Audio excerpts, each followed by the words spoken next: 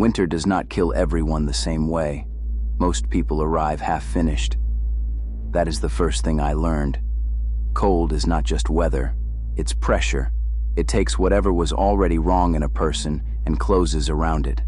Bad shelter logic, bad weight discipline, bad noise discipline, bad pride, bad timing. Winter makes all of it expensive. People like to talk about winter as if it is one clean enemy. It's not. Winter is an audit. It checks your shelter, your movement, your heat choices, your load, your honesty. And honesty is where most drifters start failing. Because they don't die when the first cold hits. They die while still pretending they have time to fix what they should have fixed earlier. I move through ruined ground under thin, cold light. Broken roofs hold frost in the seams. Dead cars lose heat before dark. Open rooms turn hard by nightfall. Wind finds every loose edge. Quiet blocks stop being quiet once bodies get desperate. That is when drifter types start revealing themselves. Not all at once, just enough. Enough to know who bends, who burns, who carries too much, who chooses wrong, and who keeps confusing stubbornness with survival. So today, I am mapping 4 drifter types that never make winter. Not because winter is unbeatable, because some people spend the whole season helping it. First type, the comfort drifter. This one dies by memory.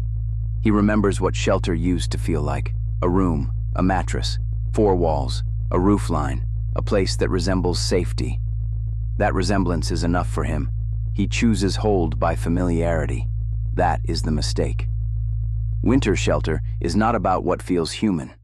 It's about what holds heat, kills wind, controls sound, protects exits, and doesn't turn into a coffin once the temperature drops or strangers start reading the block. The comfort drifter doesn't think that way. He thinks in relief. He sees an abandoned office and likes the walls, a dead motel and likes the room, a house and likes the bed frame, a basement and likes the enclosure. He asks the tired question, "Can I sleep here?" Wrong question. The right question is, will this place still be working when the dark gets mean? Comfort drifters choose softness too early. And softness in winter is one of the most expensive lies on the ground. Because when the cold deepens, the room that felt better than outside starts showing its truth. Drafts, damp, bad exits, noise, predictable structure, frozen plumbing, thin walls, heat loss by midnight. By the time he feels the truth of the shelter, he is already inside it. That delay kills people. Second type, the heavy drifter. This one dies by weight. He thinks survival means possession. More gear, more scrap, more blankets, more backup, more tools, more pieces of the old world dragging behind him because he cannot stand the thought of leaving anything useful behind. He calls it preparedness. Most of the time, it is fear with straps on it. Winter punishes that fast, because winter movement is expensive. Cold ground slows you. Wet weight multiplies. Bad terrain taxes your legs. Short daylight narrows your margin. Every stop costs heat. Every restart costs more. The heavy drifter keeps paying twice. He burns energy carrying too much, then burns more trying to protect what he carried.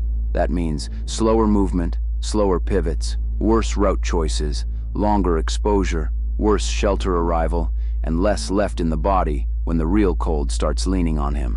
And the worst part is this. Heavy people defend their load emotionally. They don't sort under pressure. They don't drop dead weight early. They negotiate with it. That gets ugly in winter. Because winter doesn't care what an item cost you to find. It only cares what it's costing you now. If the bag is dragging your timing down, the bag is part of the threat. A careful drifter carries options. A heavy drifter carries guilt. Guilt weighs more. Third type, the fire drifter. This one dies by announcement. He thinks heat solves everything, and heat matters. But visible comfort isn't the same thing as good winter survival. The fire drifter loves signals. Bright flame, open burn, window glow, heat in the wrong room, smoke where smoke shouldn't be, warmth that can be seen from farther away than he wants to believe. That is how he gets read. A lot of people get stupid around fire in winter. They stop thinking in threat logic because heat feels like safety. So they build too large, too bright, too early, too long. They pick a cold, dead place and make it visible. Now the heat is working for everyone else too. A flame can warm you. It can also locate you. And when fuel gets scarce, the fire drifter makes another mistake. He starts feeding the wrong system. Furniture, trash, wet material, fast burn junk. Anything that gives relief now and leaves him with less structure, less concealment, less air quality, and less tomorrow. That isn't heat discipline. That is panic with light.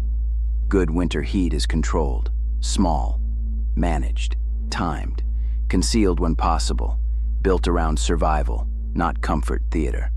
The fire drifter wants to feel better immediately.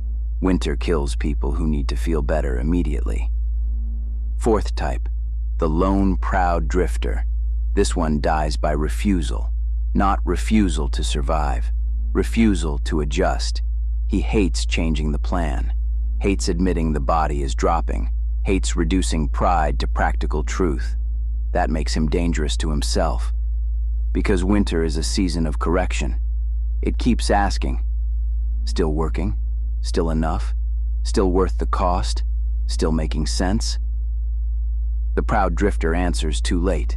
He pushes one more block, one more hour, one more night in bad shelter, one more route he should have abandoned, one more lie about how cold he really is, one more refusal to share ground, trade information, or cut loss when the body is already behind. He mistakes endurance for invulnerability. That confusion kills more quietly than fear does, and pride looks strong right up until coordination starts slipping. Hands stop listening. Judgment narrows. Small tasks take longer. Wet stays wet. The body starts asking for easier decisions, but the proud drifter hates easier decisions if they look like surrender. So he keeps arguing with the season. That is the part that matters. Winter doesn't need to beat him in one clean strike. It only needs him to refuse the correction long enough. Most do. Fox rule. Winter doesn't care what you meant to do. It only counts what still works at dark. That is the whole lesson. Intentions don't insulate. Memory doesn't hold heat. Pride doesn't shorten distance. Weight doesn't become usefulness just because you suffered to carry it. And visible warmth doesn't become safety because it feels merciful for 10 minutes. At dark, the season starts counting. What holds, what leaks, what burns too fast, what drags, what gives you away, what you refuse to drop, what you refuse to admit. That is the drift trick. Don't judge yourself by how prepared you felt at noon. Judge by what still works when the light is gone and the temperature finally tells the truth. That is where winter stops listening to your story and starts reading your system. Now put them together. A tired survivor reaches evening already behind. He chooses the familiar room, keeps the heavy bag, builds the visible heat, refuses to change course. That is not one mistake. That is a winter kill chain. Now the room drafts. The load slows the exit. The heat speaks too loudly. The body drops a little faster than expected. The plan gets smaller. The options get worse. And the worst part is that none of it feels fatal at first. That is why these types never make winter. They die inside gradual truth. One correction ignored. Then another. Then another. Until the season has enough. That is the payoff. The drifters who never make winter are usually the ones still arguing with it. Not the weakest. Not always the poorest. The ones who keep asking the world to be something kinder than it is. I don't need winter to be kind. I need to stop helping it. So when the cold starts closing, don't ask which drifter sounds toughest. Ask which one still works after dark. The one who reads hold instead of comfort. The one who cuts weight before weight cuts him. The one who controls heat instead of worshiping it. The one who corrects early and leaves pride in the snow where it belongs. That is how I read winter, not as weather, as a season that exposes bad thinking faster than any other ground I know.